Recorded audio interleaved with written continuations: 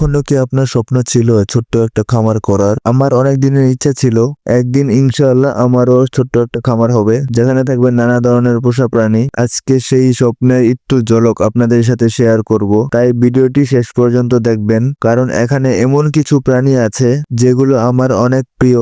আসসালামু আলাইকুম বন্ধুরা, আজকে আমি আপনাদের নিয়ে যাব আমার ছোট্ট খামারের ভিতরে আর দেখাবো আমার প্রিয় পোষা প্রাণীগুলো। আমার সবচেয়ে পছন্দের প্রাণী হচ্ছে বাজিগার পাখি। আলহামদুলিল্লাহ এই জোড়াটা প্রতিনিয়ত বাচ্চা দিয়ে যাচ্ছে, এখনো হাড়িতে ছোট 3টি বাচ্চা আছে।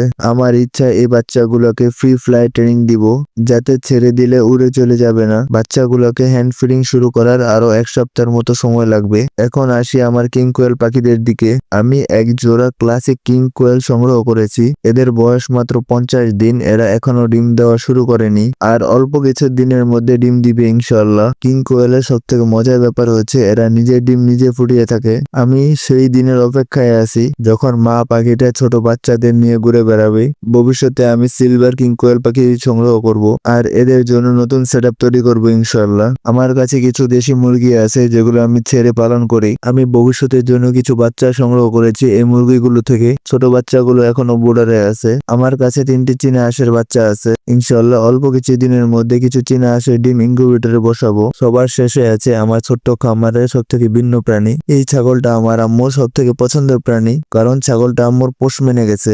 একবার ঘর থেকে ছাড়া পেলে আম্মুর পিছন পিছন ঘুরে বেড়ায়। যতক্ষণ পর্যন্ত আম্মু নিজের হাতে না খাওয়ায় ততক্ষণ কিছুই খায় না। একদম জমিদার ছাগল হয়ে গেছে। তবে একটা কষ্টের বিষয় হচ্ছে আমি এই ছাগলটা কিনেছিলাম কুরবানির ঈদে বিক্রি করার জন্য। এখন ছাগলের প্রতি মায়া লেগে গেছে, জানি না ছাগলটাকে বিক্রি করতে পারবো কিনা, বাকিটা আল্লাহ ভরসা। তো বন্ধুরা, এই ছিল আমার ছোট্ট খামারের প্রাণীগুলোর গল্প। আপনারা কমেন্টে জানাবেন আমি আমার স্বপ্নের পথে কতটুকু এগোতে পেরেছি। ভিডিওটি ভালো লাগলে লাইক দিতে ভুলবেন না, আর অবশ্যই চ্যানেলটাকে সাবস্ক্রাইব করবেন। ভিডিও শেষ পর্যন্ত দেখার জন্য ধন্যবাদ। আল্লাহ হাফেজ।